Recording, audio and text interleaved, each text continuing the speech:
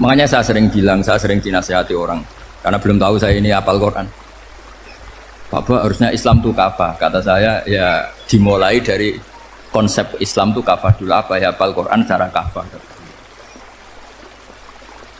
Jadi ini penting saya utarakan. Bahaya sekali orang mengenali Islam tanpa mengenali nasah mansukh. Karena beberapa syariat Nabi sebelum kita itu berstatus mansukh. Terus contoh berikutnya, ini nasah mansukh antar Nabi apa khusus internal Nabi? Antar Nabi aja nggak selesai nih sampai. Contoh yang paling keren mungkin cowok semua senang. Nabi Dawud dulu istrinya berapa? 99. Nah itu kalau masih halal itu kan berarti jenengan tuh punya istri berapa? Wah itu kan ngeri betul. Punya satu aja repotnya gitu apalagi berapa? Punya 99. Terus kamu bilang gini, ini kan syariatnya Nabi Dawud, Nabi kan bisa diikuti. Pernah ada periode di mana seperti itu boleh.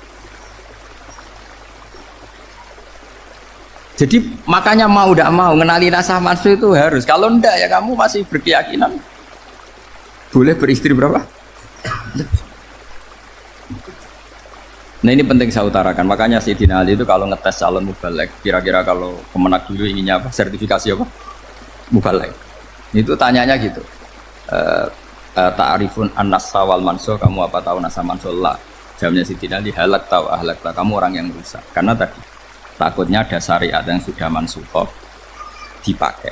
Itu tadi misalnya kita ini tidak umatnya Nabi Nuh, tapi pakai syariat Robbila tadar alal ardi minal kafirina. Terus ketiga begini, misteri manusia itu. Dan ini kita tidak pernah tahu sampai kiamat, tapi ini ilmu harus kita diskusikan. Misalnya saya ini namanya Bahauddin. Saya sekarang hidup sampai 2019 kan hanya Allah yang tahu berapa turunan saya sampai kiamat dan statusnya kayak apa.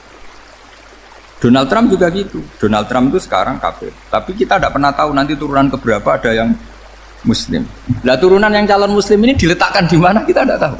Yang jelas kalau kamu bunuh itu katut itu.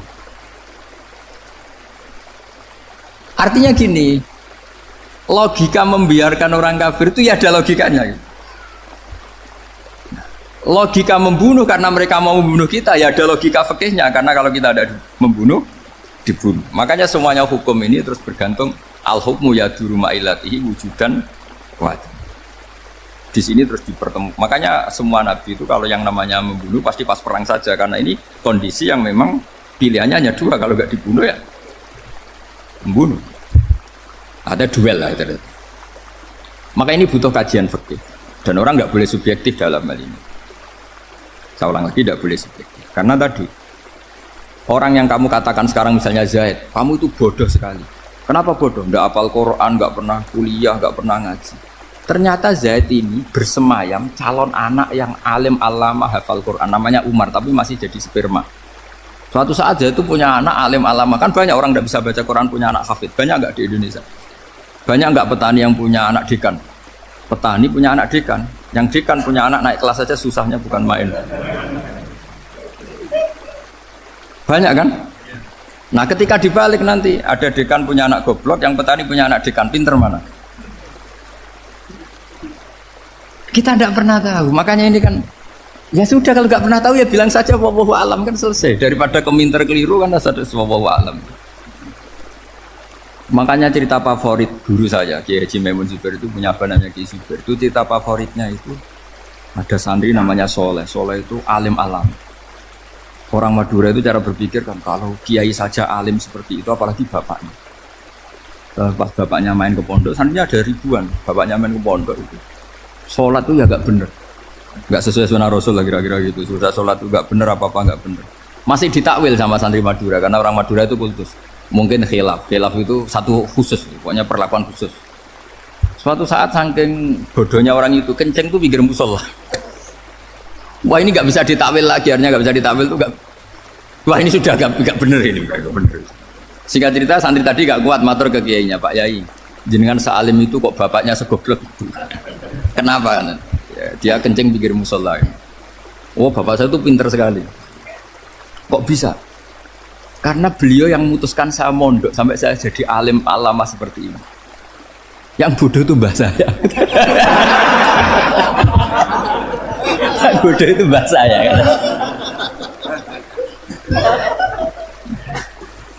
Artinya gini, sekarang misalnya Anda dekan, atau Anda rektor, atau Anda profesor, atau Anda kiai top, mubalek kondang. Anda mubalek kondang terus punya anak, gobloknya bukan main. Atau apalagi anaknya ketangkep KPK. Yang satu anaknya orang bodoh jadi dekan. Kalau kompetisi ini pinter mana? Ada ahli metodologi, tapi anaknya itu terlibat narkoba. Yang ini petani utun, anaknya dekan. Kira-kira kalau dikompetisikan pinter mana? Anaknya pinter petani tadi gitu. Yang ketika petani kamu vonis bodoh gitu. Tapi siapa tahu kalau ini menyimpan calon, paham ya? Kita tidak pernah tahu. Makanya Quran selalu ngajari dalam ilmu sosial itu wa in adri la'allahu fitnatul lakum wa mata'un ila. Dalam ilmu sosial itu kita harus jawab tidak tahu. Karena mudah. Makanya saya tadi pagi ngaji di direktorat, saya bilang, saya pernah diprotes orang, Gus kamu udah jelas 01 atau 02. Ya saya jawab, manusia itu makhluk yang paling nggak jelas. Sekarang soleh, suatu saat bisa saja nggak soleh. Yang sedang nggak soleh, suatu saat soleh. Sesuatu yang mungkin rubah kok kamu fanatik itu gimana? Nalarnya itu gimana? Coba kita tahu dulu, Wahsy itu pembunuh Hamzah, akhirnya mati mukmin ya enggak? Padahal orang yang sangat dibenci Rasulullah karena membunuh Sayyid siapa? Hamzah. Sa'labah yang tukang itikaf di masjid, akhirnya su'ul. Kita tidak pernah. Nah kalau nggak pernah tahu ya tidak usah terlalu fanatik biasa. Kayak jenengan seneng saya itu ya saya tidak tahu sampai kapan. Saya seneng sampai kapan ya tidak tahu. Kayak suami istri. Pas nikah harmonis bulan madu sampai kapan bertanya. Yang jelas paling awet itu pasangan jelek itu pasti nggak awet. Makanya jadi guyonan. Pasangan itu jangan baik-baik gak awet. Kalau jelek itu awet. Ternyata maksudnya cantik sama ganteng. Itu suatu saat pasti jadi jelek. Yang jelek sama jelek pasti jelek terus. Makanya jadi guyonan.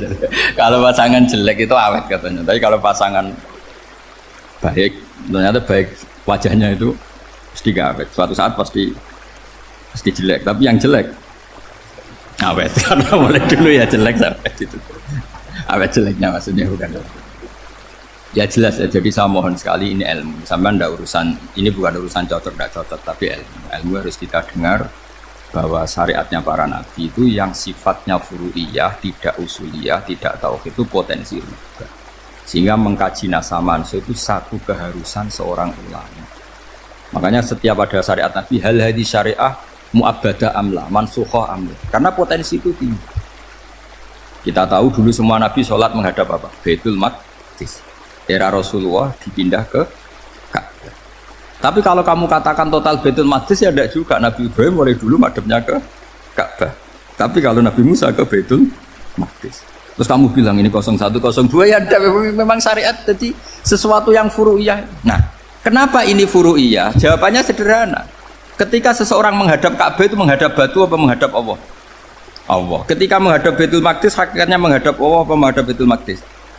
Allah. Maka menghadap Ka'bah itu sebenarnya masalah furu'iyah. Yang masalah usuliyah adalah inni wajjahtu wajhiya lilladzi fataras samawati wal ardh. Yang permanen adalah menghadap Allah Subhanahu wa taala. Cuma secara prosedur syariatnya secara zahir menghadap Ka'bah. Maka potensi rubah karena ternyata itu furu'iyah. Untuk kiblatnya itu furu'iyah. Yang permanen adalah menghadap ke Allah Subhanahu wa taala. Ini pentingnya. Jadi terus sekarang masih antar nabi apa di internal nabi? Ini sudah mau selesai, ini sudah habis. Internal. Ini sudah selesai, ini sudah pas. Mohon Pak Amir. Oh. Jam ini sudah. Sampai mana tadi? Diteruskan apa enggak? Sudah ya, sudah kayaknya sudah. Biar kelihatan cerdas. Sekali pertemuan sudah pinter gitu. Berapa? Setengah jam sudah pinter. Yang internal nabi apa antar nabi? Internal ya, sudah sekarang ke internal. Kalau internal lebih banyak lagi contohnya. Yang masyhur tentu masalah Baitul Maqdis. Dulu Rasulullah pernah sholat menghadap Baitul Maqdis 16 bulan. Berapa? 16 bulan, gila 17. Pokoknya khilafnya hanya 16 dan 17. Kalau ada bilang 10 bulan berarti gak pernah ngaji. Khilafnya, karena khilafnya itu hanya 17 sama 16. Akhirnya sama Allah diminta disuruh menghadap ke Ka'bah. Saya ulang lagi, itu tetap masalah antar nabi seperti itu. Begini, makom itu kalau dalam bahasa Arab bukan kuburan. Kalau di Indonesia kan makomnya Sunan Bonang itu kan kuburan. Kalau makom dalam bahasa Arab itu sesuatu yang pernah dipakai singgah, itu namanya apa? Makom. Lalu Rasulullah itu pertama di Medina itu madu Baitul Maqdis itu 16 bulan. Orang Yahudi senangnya bukan main, sampai mereka bilang Muhammad tuh gaya-gaya nantok punya agama baru, tapi kiblatnya ikut kita. Baguslah anak itu kan, masih tahu diri kan. Bagus katanya itu masih tahu diri. Jadi senangnya bukan main orang Yahudi, karena kiblatnya Muhammad sama dengan mereka. Ya tentu mereka jangkar Muhammad, bukan Sayyidina Muhammad atau Rasul Muhammad, karena mereka masih gak iman. Nabi itu ya agak tersiksa karena beliau secara gen turunan Nabi Ibrahim dan kiblatnya Ibrahim itu Ka'bah. Agak tersiksa tapi sami'na wa ata'na tetap madhab ke Baitul Maqdis berapa? 16 bulan. Suatu saat Nabi Muhammad itu disuruh madhab Ka'bah. Ini dengerin. Akhirnya madhab ke Ka'bah. Apa yang terjadi? Orang Yahudi komentar gini, Muhammad itu gimana? Dia di perantauan rindu sama keluarganya, terus rindunya itu diaplikasikan jadi perilaku agama. Jadi dia madhab Ka'bah dianggap kangen. Kayak saya kan orang Rembang. Rembang itu apanya Jogja? Timurnya apa? Nggak, Jakarta itu mana Jakarta itu? Barat sana ya.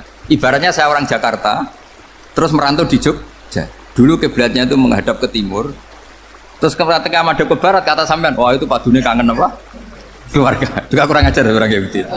Jadi orang Yahudi itu memang paling pinter bully. Makanya kalau sampean tukang bully itu ya agak-agak ya enggak. Saya tidak ngomong agak ya, pokoknya agak-agak ya. Pinter bully orang Yahudi. Makanya enggak ada orang debat sepinter orang Yahudi. Yang bisa ngalahkan hanya Tuhan itu. Orang Yahudi yang bisa ngalahkan hanya Tuhan. Lalu Sayyidina Ali orang paling terkenal cerdas. Itu kalau sama orang Yahudi itu pusing. Karena ya, apa logikanya itu? Saya beri sekian contoh. Ada orang Yahudi tanya gini, Muhammad, kalau kambing mati itu yang bunuh siapa? Ya Allah, mati langsung. Agama kamu itu aneh, Mak. Yang langsung sentuhan Allah haram, tapi yang lewat tangan-tangan jahil manusia malah halal. Harusnya itu yang halal, kan orisinal, langsung Allah yang bunuh. Jadi utaknya itu aneh, dari cara berpikir itu aneh. Nah cara sampean ini kan, nak halal pangan kue. Tapi Nabi kan nggak boleh bertutur kata kasar gitu. Kalau yang jadi Nabi saya, untalan ngono kan gitu. Tapi Nabi kan nggak boleh kasar. Jadi Nabi itu problem karena nggak boleh apa? Kasar. Kalau kita kan gampang, wis nak halal untalan kan selesai, Pak. Tapi Nabi nggak boleh kasar gitu. Jadi nak jadi nggak Nabi, nggak sampean itu kan enak. Mau keliru ya pantas, mau apa saja pantas. Karena kan nggak panutan. Kalau Nabi nggak bisa meluruskan kebenaran itu harus tetap sesuai akhlak. Ya jadi agak kerepotan. Makanya punya Umar alhamdulillah ada yang nggak perlu aturan gitu. Jadi enak. Jadi ya itu memang aturannya harus itu. Coba Nabi itu perang tapi nggak boleh bunuh. Kayak apa susahnya? Beliau jadi sasaran tembak tapi nggak boleh bunuh. Kalau sahabat kan enak, duel, merilek, santai, bisa tarung. Kalau Nabi nggak boleh. Makanya Nabi meskipun ikut perang terus nggak ada sejarah orang yang dibunuh. Ya, hanya satu peristiwa itu pun dibaca orang kafir, ditangkis Nabi, pedangnya kembali ke dia mati. Tapi nggak ada yang Nabi. Karena Nabi kalau pembunuh nanti itu terus kayak pendekar kan yang susah juga punya Nabi kok. Habis perang misalnya Nabi tanya, Muhammad habis serang berapa? 1000. Ya repot juga punya Nabi mantan apa? Membunuh meskipun yang dibunuh orang kafir, tapi kan kayak apa ya? Fitrah manusia itu akan menolak kepemimpinan orang yang gitulah pokoknya nggak bisa diterangkan itu. Makanya Nabi itu nggak pernah bunuh meskipun kayak apa musuhnya tapi nggak pernah bunuh. Untungnya di sekeliling orang-orang yang tadi jangan bilang tuh suka bunuh ya, pokoknya perang gitu ya. Perang dengan bunuh itu beda loh ya. Kalau perang itu fair apa? Sampai mana tadi? Nabi Ibrahim ya. Makom tadi saya ulang lagi. Nabi Muhammad menghadap ke Baitul Maqdis itu hanya Allah nuruti. Ini loh Nabi betul.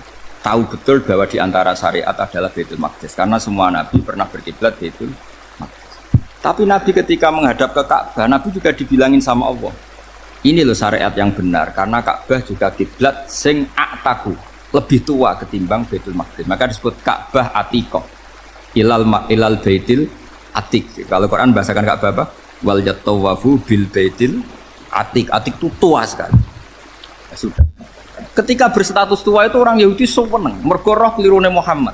Mereka nantang, Muhammad ayo debat terbuka. Nabi rawuh. Bagaimana Anda bilang Ka'bah itu kiblat tertua? Wong Ka'bah itu pertama yang menghadap sana itu ya kamu. Semua Nabi menghadapnya ke Baitul Maqdis. Terus Nabi Muhammad mulai berargumentasi ilmiah. Enggak, Ka'bah itu kiblatnya Ibrahim. Jadi Ibrahim dulu itu yang mulai dulu kiblatnya itu di Ka'bah. Terus orang itu tanya buktinya apa? Terus dijawab fihi ayatum bayinatum maqam Ibrahim. Ternyata di situ ada jejak kakinya Nabi Ibrahim, yaitu batu yang diinjak beliau ketika bangun Ka'bah. Itu argumentasi ilmiah. Lah bareng orang Yahudi kehilangan ilmu, itu gobloknya orang Yahudi. Makanya yang bisa mengalahkan Yahudi hanya Allah Subhanahu wa taala. Luang Ibrahim saja golongan kita, pengikut kita. Ibrahim itu pengikut Yahudi. Wah, itu Nabi mulai senyum-senyum, mulai tertawa-tawa. Wah, itu goblok, orang terdidik. Karena itu ibaratnya kayak kamu bilang Soekarno itu pengagum Puan Maharani. Kira-kira seperti itu. Soekarno itu pengikut Puan. Karena Yahuda itu Yahuda bin Yakub bin Ishak bin Ibrahim. Saya ulang lagi ya, nasabnya Yahudi ya Pak. Yahuda bin Yakub bin Ishak bin Ibrahim. Jadi Ibrahim itu mbah keempat dari Yahuda. Tapi karena mereka kalah debat, Ibrahim itu pengikut Yahudi, itu sama dengan bilang apa? Soekarno itu pengikut Puan Maharani. Itu kan jadi aneh. Atau Gus Dur pengikut Mbak Yeni, atau Basim Asari pengikut Mbak Yeni, itu kan aneh. Wah, akhirnya sama Allah diingatkan. Makanya ada ayat ha antum haula hajatum fi malakum bi ilm falimatu hajuna fi ma laysa lakum bi ilm. Perjanjian debat ini semuanya harus ilmiah. Tapi kenapa perdebatan Anda malah ndak ilmiah? Karena orang Yahudi iftadohu, malu semua. Wah, semuanya Muhammad itu satu-satunya kekalahan orang Yahudi. Tapi ayat-ayat seperti ini itu enggak populer. Ayat ha antum haulai hajastum fi malakum bi ilm falimatu hajuna fi ma laysa lakum bi. Jadi Islam, betapa hebatnya Islam. Kalau debat harus ilmiah. Dan Kanjeng Nabi menantang, ini perjanjian kita debat ini ilmiah. Kenapa sekarang jadi tidak ilmiah? Yaitu kamu mengatakan Ibrahim itu pengikut Yahudi, padahal Ibrahim dengan Yahudi itu dulu Ibrahim. Yesus mat kalah, mat. Tapi tetap ra Islam. Tapi nah, makanya terus Ka'bah dibuktikan ketuaannya lewat apa? Fihi ayatum bayinatum maqamu Ibrahim. Itu bukan makam kuburan, karena makamnya Nabi Ibrahim tetap Hebron, temudi Palestina. Kira-kira itu Palestina. Jadi Israel yang Israel, bola menang di. Jadi Israel yang Israel, jadi Palestina yang. Saya pernah ziarah ke sana di Hebron, di makamnya Nabi siapa? Ibrahim. Jadi jelas ya. Jadi nasa mansur itu ketentuan yang dikehendaki Allah Subhanahu wa taala untuk menguji loyalitas manusia, menanggalkan semua akal. Makanya saya mohon sekali siapapun yang ngaji saya dimanapun, sekali-kali manusia itu harus menanggalkan akal. Sekali Anda pakai akal, maka Anda akan ingkar dengan nasa mansur. Nasa mansur itu hukum yang direvisi, yang dibatalkan. Makanya orang Yahudi lagi-lagi pinternya orang Yahudi, merovokasi orang-orang yang Islamnya belum kuat, diprovokasi gini. Ungzuru ila Muhammadin tahayyara fi din yukhillu yawman wa yuharrimu ukhra. Lihat itu Muhammad, dia kebingungan cara beragama. Kadang bilang A, besok bilang B. Jadi nasa mansub dianggap satu bentuk kebingungan. Gak kurang ajar tapi. Wah, akhirnya sebagian orang yang murtad. Makanya nasa mansub itu satu peristiwa yang menjadikan banyak orang murtad. Karena diprovokasi orang Yahudi bahwa itu bentuk kebingungan Muhammad.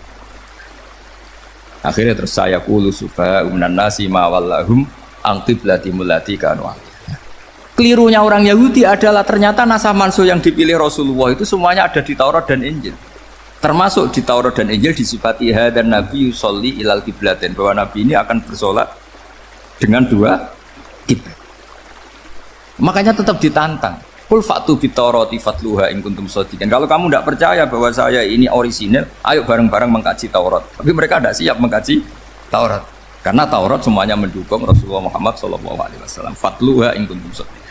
Makanya ini penting sekali ngaji. Jadi perdebatan itu macam-macam. Dan itu pinternya orang Yahudi. Ungzuru ila Muhammadin tahayyara fi dini yukhillu yawman wa yuharrimu ukhra. Ini penting sekali. Makanya nasa mansur uji loyalitas. Itu Imam Malik kalau mencontohkan ke Imam Syafi'i. Saya berisikan contoh fikih. Ini saya melanggar waktu. Ini sudah saya Saya yang tidak mengesahkan diri saya.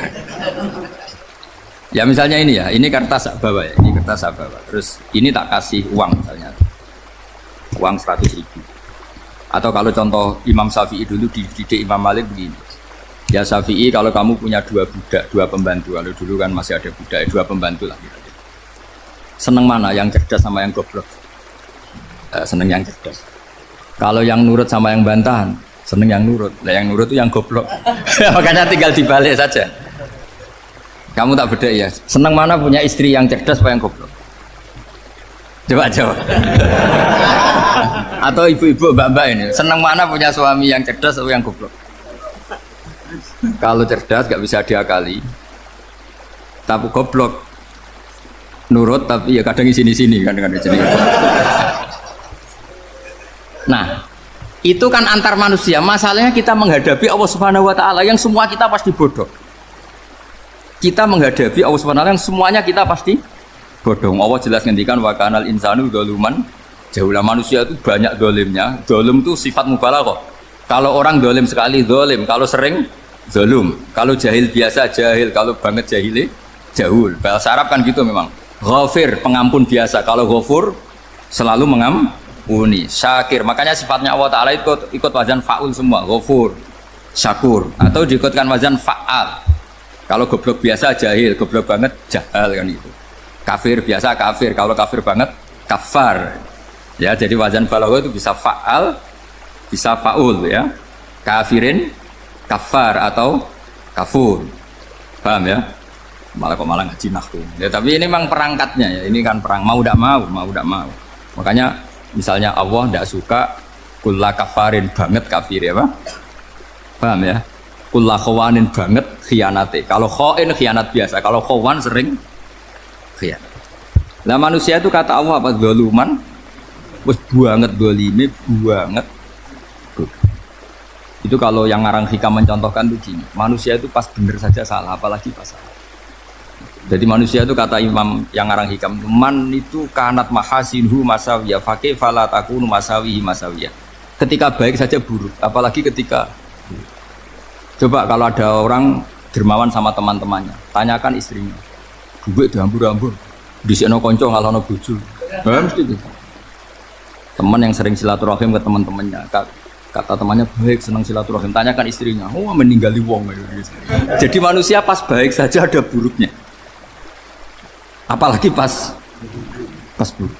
Makanya dulu bapak saya ngajarin saya istiqomah ya apik ya. Tapi kadang-kadang nak keterusan itu ora istiqomah ngangkangi. Orang dia tidak punya kesempatan. Misalnya ada imam masjid ngimami terus sampai tua sampai mau mati. Itu istiqomah apa tidak memberi peluang yang lain? Tidak jawab. Jadi itu manusia. Jadi pas baik saja buruk. Apalagi pas buruk. Kayak saya gini di sini ngajar baik, tapi saya ada sopannya harus di atas. Padahal banyak orang sepuh, ada Pak On, ada beberapa yang kan terpaksa nggak sopan. Tapi sampai yang nyuruh, berarti sampai yang dosa. Kemarin saya minta di bawah supaya ganjaran saya utuh ini gara-gara begini ganjaran saya ini agak terkredit apa terdebat itu karena itu. Saya teruskan. Jadi manusia itu punya sisi itu karena manusia itu dzalum dan apa jahil. Bahkan al insanu dzaluman. Problemnya ini ngadepi Allah yang selalu pinter, yang kita selalu bohong. Misalnya gini, kamu ditanya Allah. Ini contohnya Imam Malik. Ikla hadi sokhroh fa inna tahtaha dhahaban. Coba bongkahan batu itu kamu angkat, di bawahnya ada emas. Lalu budak yang pinter berlogika. Oh disuruh buka itu karena ada emas toh. Berlogika. Kalau budak yang goblok enggak? Ya disuruh ya diangkat saja. Ada emas apa enggak karena perintah ya diangkat. Yang satu nurut karena perintah, yang satu nurut karena ada emas, ada sesuatu. Logikanya suatu saat Tuhan tuh hanya bilang gini dok, ikla hadis sokhroh, batu itu angkat. Yang nurut yang goblok permanen tadi kan langsung angkat. Yang pinter, ini ada apa lagi Gusti kok harus diangkat? Ya gak ada apa-apa, nyuruh saja kata Allah gitu. Wah tidak bisa, sesuatu harus ada alasannya. Itu kira-kira mangkel loh agak. Oh mangkel. Nah, logikanya manusia seperti itu. Makanya dua murid pinter, di rakyat pinter, presiden ya susah mesti demo. Goblok yang susah sini uang. Ini kan nggak ada pilihan. Memang manusia itu nggak ada pilihan. Nah sekarang masalahnya gini di fikih ini saya kembali lagi ke fikih.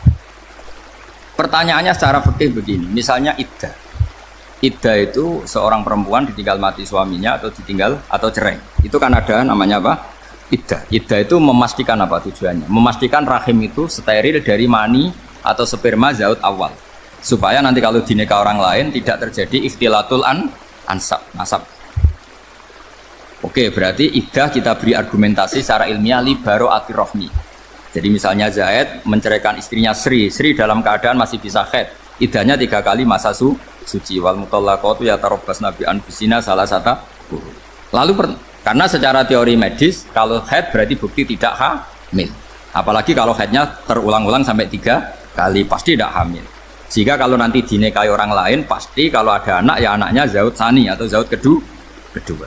Berarti alasan iddah li baro'atir rohmi. Oke, kita sok pinter, sok bijak. Pertanyaannya adalah, sekarang sudah baru 1 bulan, suaminya di Malaysia, nggak pernah ngumpuli. Dicek di medis juga berbukti tidak hamil. Apakah boleh tanpa iddah? Semua ulama mengatakan tidak boleh. Tapi ini kan rahimnya jelas bersih. Ya karena iddah itu nuruti perintah pangeran, pokoknya tetap iddah. 3 kali masa suci. 3 kali masa suci atau masa haid, itu ada perdebatan ulama. Tapi kan ini terbukti bersih Gus. Meskipun terbukti bersih, kata Allah harus iddah 3 bulan atau berapa? Kira-kira 3 bulan, 4 bulan ya tetap harus iddah. Kowe milih mana? Sok pinter, Gusti. Berhubung ini, pangeran buat terang gitu. Berhubung.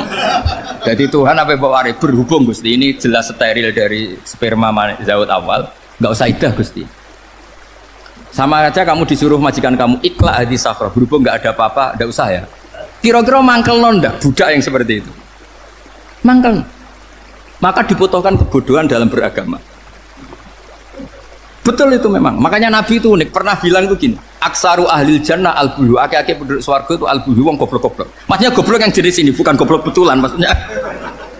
Maksudnya goblok jenis ini itu ya tetap pinter, tapi pinternya dibuang, pura-pura goblok demi samina.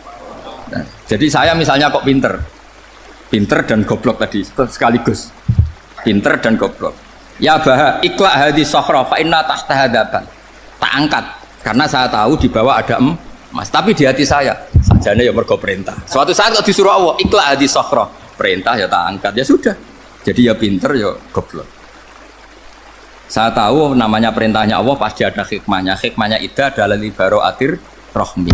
Tapi hikmahnya jadi kawula adalah nurut perintah Allah, cek tahu alasannya maupun tidak. Lah di sini ada illatul hukmi untuk membangun kecerdasan, tapi ada loyalitas untuk membangun ubudi. Ya, bahwa kita ini kawula roh tetap lo.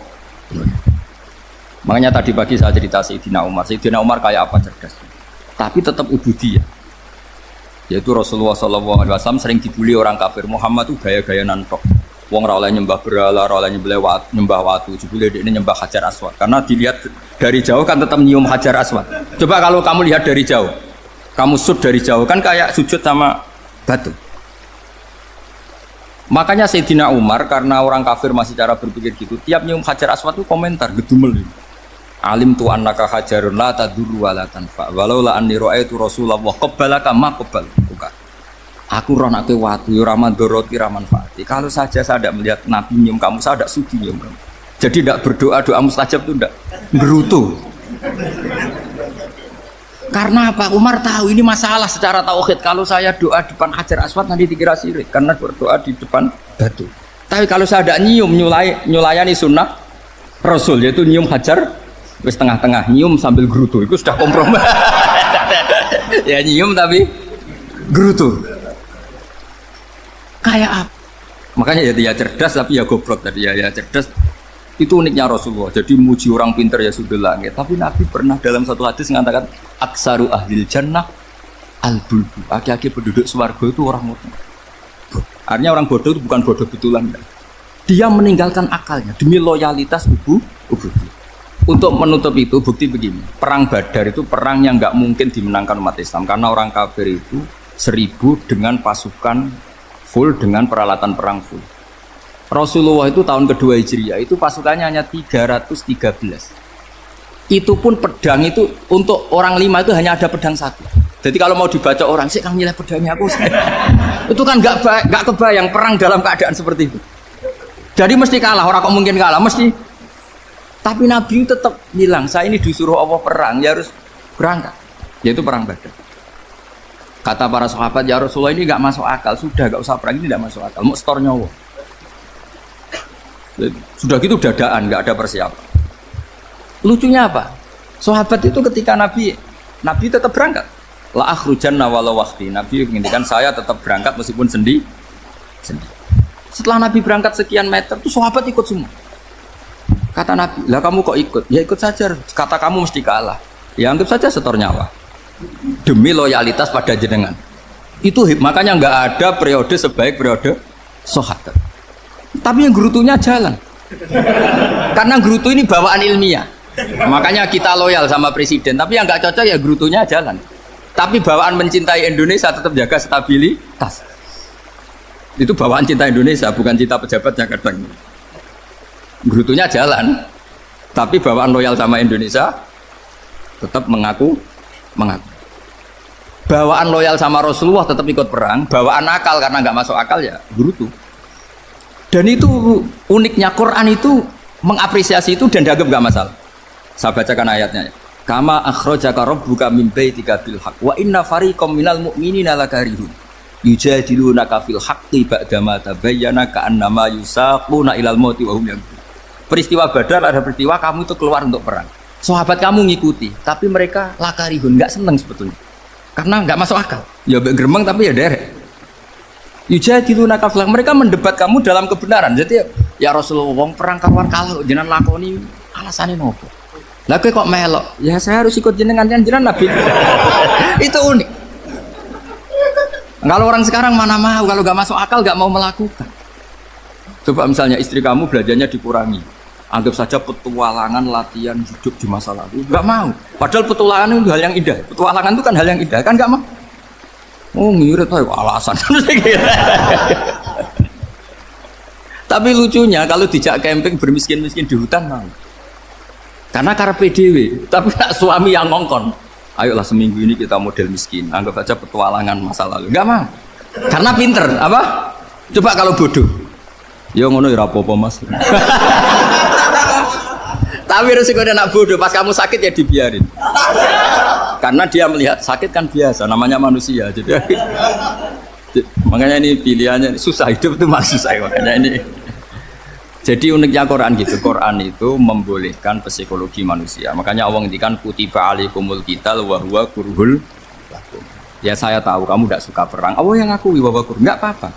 Tapi ketidaksenangan kita harus dilawan demi mengikuti Allah dan misalnya perempuan Allah juga gitu. Wa ashiruhunna bil ma'ruf. Gauli istri kamu muamalah secara baik. Kata Allah fa in karihtumuhunna fa asa an takrahu syai'a wa ja'alallahu fi khairan kasih. Mungkin ada watak yang kamu tidak suka, tapi di situ ada kebaikan. Allah ngaku yang namanya suami mesti ada watak yang nggak suka dari istri. Juga sebaliknya lebih banyak lagi yang suami istri kamu tidak suka watak kamu, juga nggak suka hidung kamu, wajah kamu banyak lah nggak disuka. Tapi demi kestabilan negara suami istri ini, mereka loyal. Justru itu bagus. Maka jagalah ilmu, juga jagalah loyalitas. Itu yang perlu saya utarakan. Jadi makanya agama ini dibangun dua. Satu kecerdasan hikmah, yaitu ya al-hukmu ya duru ma'ilati wujudan wa adaman. Tapi juga ada ubudiyah, bahwa agama ini milik Allah. Maka sami'na wa ata'na. Karena begini logikanya, saya ulang lagi masalah batu. Iqla hadis sokhro fa inna tahta adaban. Terus saya angkat, pembantu saya ngangkat. Dia saya gaji atas nama apa? Nurut kan? Atas nama menemukan emas apa atas nama nurut? Nurut, karena emas itu juga penemuan saya, milik saya. Ngangkat batu yang nggak ada emasnya juga atas nama nurut. Jadi rapot yang saya berikan ke pembantu saya itu tentang nurut dan tidak nurut. Saya kan tidak peduli dengan cerdas dan tidak cerdas. Itu kan tidak sesuatu yang menguntungkan saya. Nah Allah juga gitu. Kecerdasan kamu, pinter kamu itu tidak menguntungkan Allah Subhanahu wa Ta'ala. Karena Allah itu tidak butuh pinter kamu, cerdas kamu. Allah hanya butuh mental ubudiyah kamu. Makanya Allah mensifati nabinya hanya subhanalladzi asra bi abdihi, karena status tertinggi manusia adalah sifat kehambaan. Makanya ya Tuhan nafsul mutmainnah irji'i ila rabbiki radiyatan mardiyah fadkhuli fi ibadi, berstatuslah sebagai hamba baru wadkhuli. Nah kalau kamu berstatus hamba ya harus baik, gak usah kalian bantah. Coba kalau kamu rasional, ya Allah kenapa bikin surga nanti-nanti? Engkau kan bikin sekarang, ngapain repot-repot nanti? Jadi kacau semua agama. Makanya yang perlu didahulukan adalah status ya Tuhan nafsul mutmainnah irji'i ila rabbiki radiyatan mardiyah fadkhuli fi ibadi. Masuklah berstatus sebagai hamba saya. Khasnya hamba tadi ya cerdas karena semua yang diperintahkan Allah pasti ada hikmahnya. Tapi kecerdasan ini kadang kita tinggalkan demi loyalitas ubudiyah.